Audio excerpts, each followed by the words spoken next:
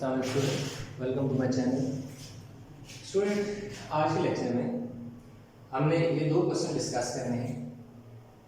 पहला जो क्वेश्चन है, why the size of sodium atom is greater than sodium ion, कि जो सोडियम एटम है उसका जो साइज है वो सोडियम आयन यानी सोडियम एटम जो है उसका जो साइज है वो सोडियम आयन से क्यों बड़ा है।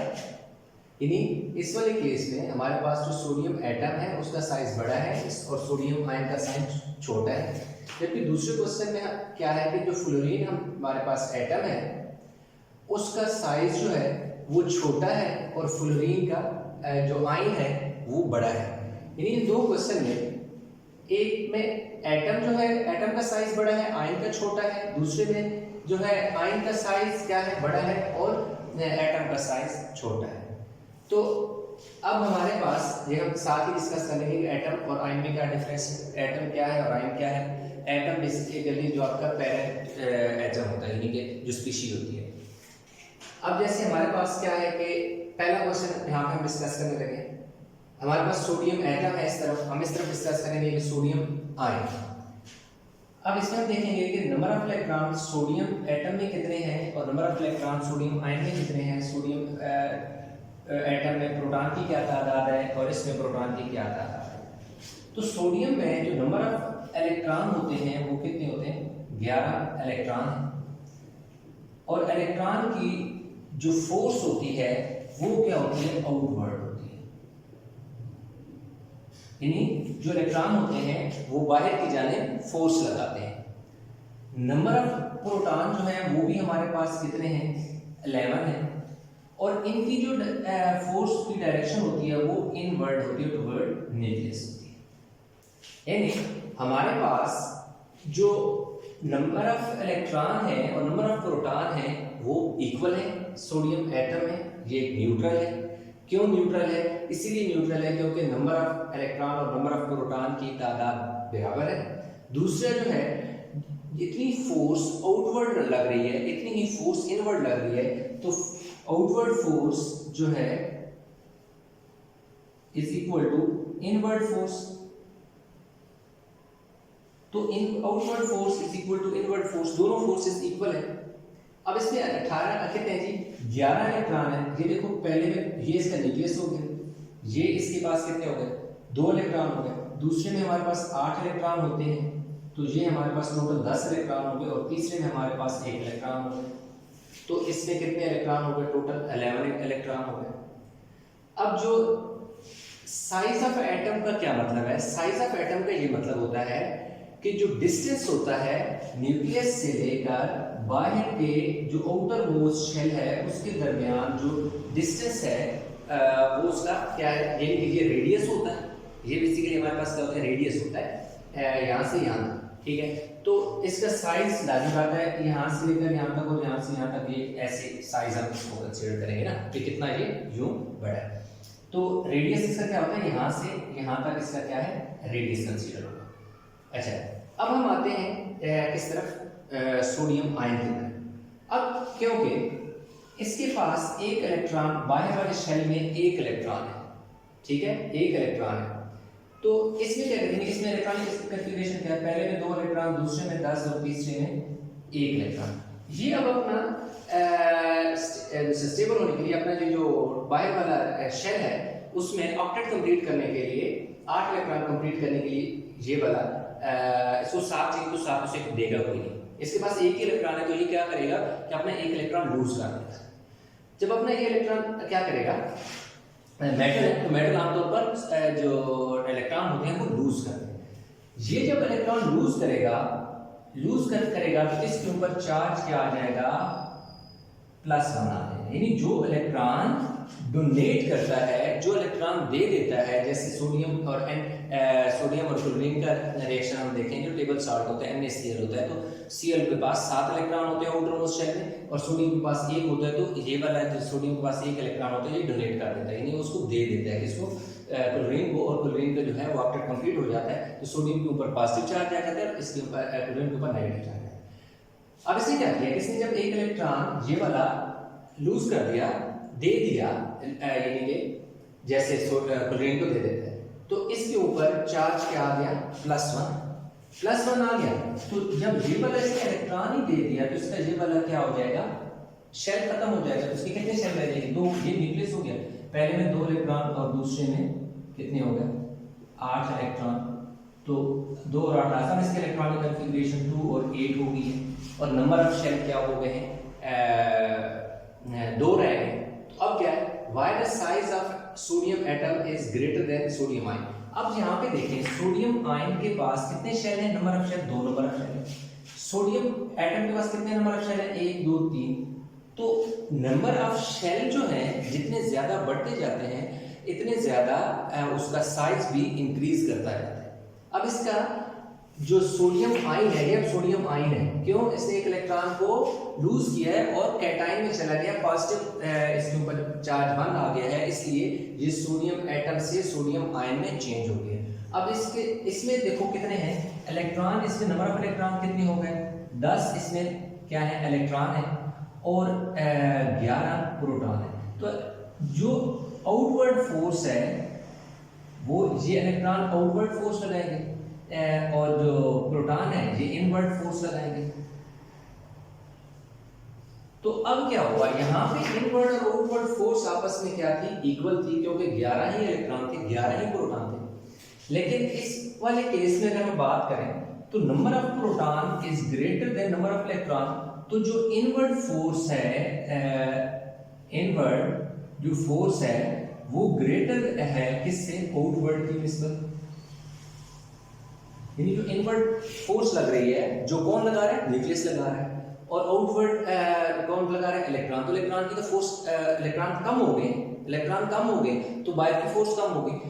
प्रोटॉन जितने इधर थे उतने ही उधर है, तो प्रोटॉन की फोर्स तो उतनी है लेकिन इलेक्ट्रॉन की फोर्स कम हो गई। मतलब इनवर्ड फोर्स जब ज्यादा हो गई, यानी यूं प्रेस करने वाली फोर्स क्या होगी, ज्यादा हो गई, और बाहर जो फोर्स है वो कम हो गई।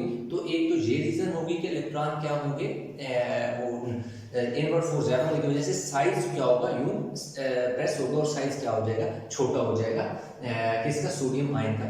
दूसरी रीजन ये है कि साइज की जैसे हम बात करते हैं, जैसे रेडियस की अगर हम बात करें तो यहाँ से लेकर यहाँ तक क्या होता है, डिस्टेंस होता है, इसका रेडियस होता है, और यहाँ से लेकर यहाँ तक क्या है, टोटल इसका साइज हो गया। तो अब क्या है कि यहाँ पे तो एक शेल ही हो गया ना, ये देखो यहाँ से शेल ही हो गया, तो इतना साइज तो इसका वैसे यहाँ से यहाँ तक, जैसे यहाँ से यहाँ तक क्या होगा, साइज तो कम हो जाएगा, लाज़िम बात है।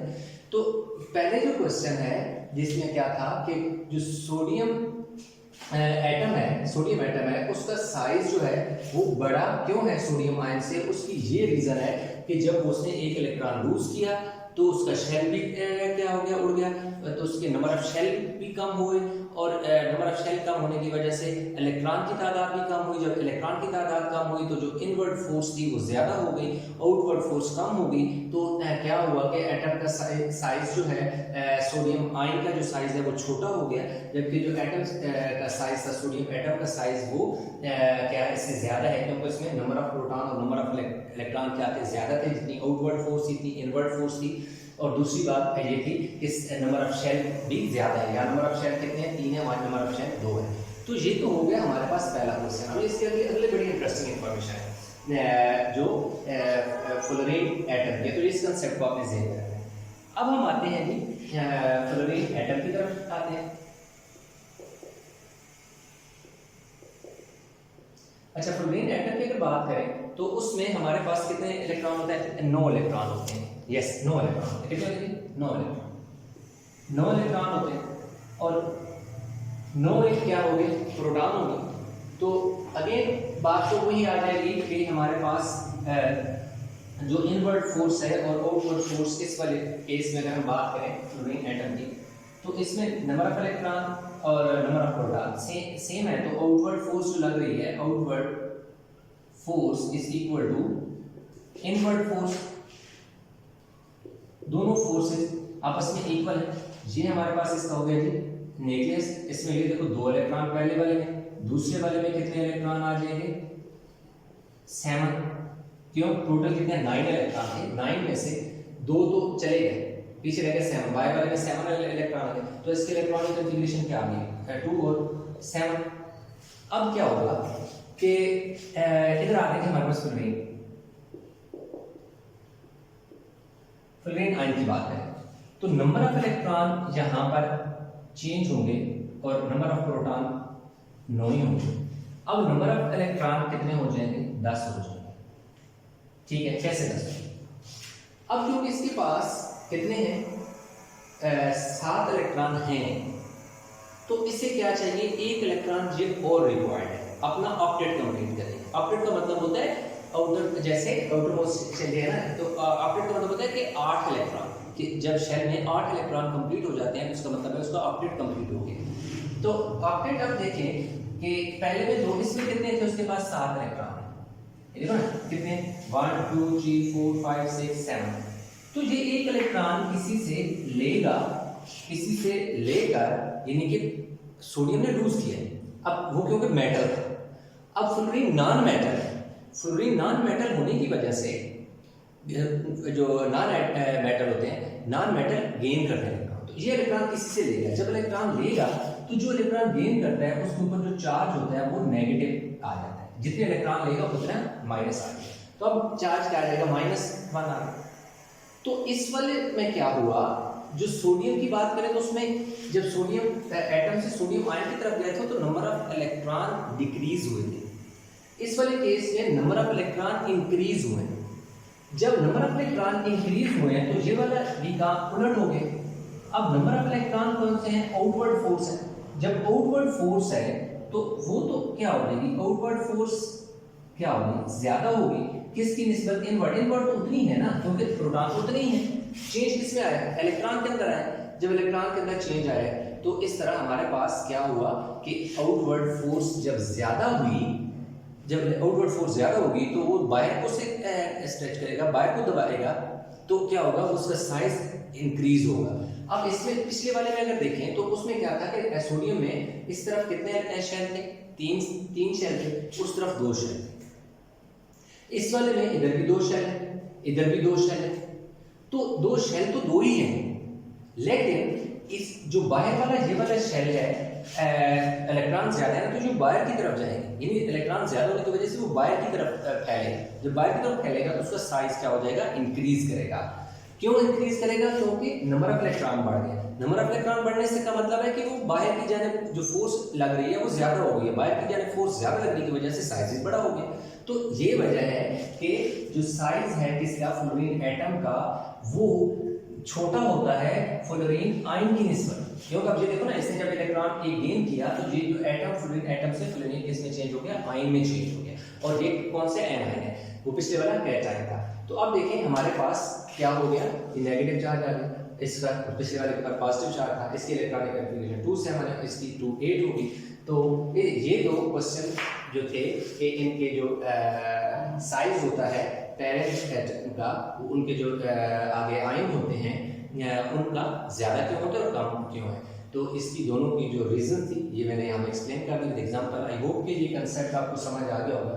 अगर ये आपको कंसेप्ट आपको समझ आ गया है तो ये जो है जब आप ट्रेंड्स पढ़ते हैं तो इंशाल्लाह हम नेक्स्ट लेक्चर ट्रेंड पर भी डिस्कस करेंगे कि जब हम लेफ्ट टू राइट मूव करते हैं तो उसमें ट्रेंड्स में क्या वेरिएशन आती है, टॉप टू बॉटम आते हैं उसमें क्या वेरिएशन आती है, आयनाइजेशन एनर्जी की अगर जिक्र कर लें हम, शील्डिंग इफेक्ट हम देखें, अगर साइज का देखें तो उसमें किस तरह की वेरिएशन आती है, वो किस तरह चेंज होता है। तो ये जो इस तरह के जो कंसेप्ट हैं जब आपके बिल्ड हो जाएंगे तो जिस टाइप का क्वेश्चन आ जाएगा, कंसेप्चुअल क्वेश्चन, चाहे आपका शॉर्ट क्वेश्चन की फॉर्म में आ रहा है, लॉन्ग क्वेश्चन में कहीं कोई पार्ट आ रहा है या एमसीक्यूज की शक्ल में आ रहा है, ऑब्जेक्टिव में आ रहा है, तो वो इंशाल्लाह आप आसानी से कर लेंगे। तो आई होप कि पॉइंट आपको समझ आ गया होगा। तो इंशाल्लाह मिलते हैं नए लेक्चर के साथ, तब तक आप मुझसे ख्याल रखिएगा। अल्लाह हाफिज़।